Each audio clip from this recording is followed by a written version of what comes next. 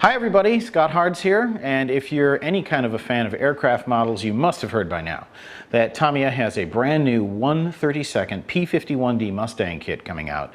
And it's going to be out in a little bit, but we have managed to snare an advance copy of this kit.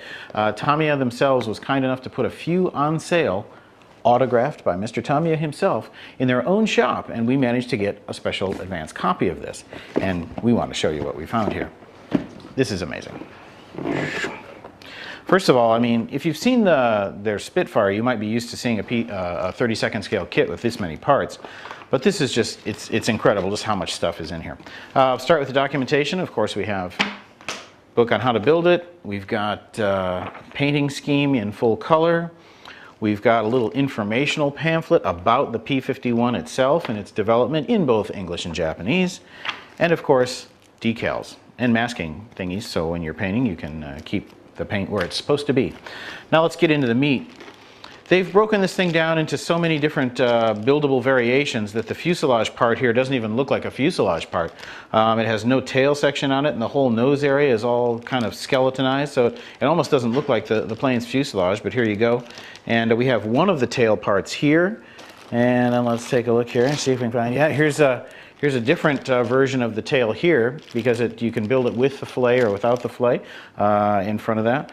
As you can see here, all of the control surfaces, the ailerons, the flaps, the rudder, the elevator, everything is all broken out separately and isn't just positionable after assembly, it's actually movable after assembly. So we keep going here. Of course, these are the wings. You can see that they've got the cutouts for the guns and the ammunition, and it comes with the parts for that. So if you wanted to make the kit in a rearming scene or an inspection scene, you've got all the gun detail in the wings that you can show off. Yeah, check out the incredible rivet detail on the wings here. I mean, if your paint's too thick, you're going to completely obscure this when you paint it, but it's just unbelievably fine rivet panel detail here all around the underside of the wing here. We're seeing the ejection ports for the machine guns there. Just beautiful work in here.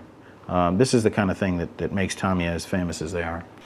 And then there's just whole bunches of little bits and parts here. This looks like we've got an elevator in here, wheel parts, bomb racks, machine guns, just runner after runner after runner of fun. We've got standing and seated pilot figures.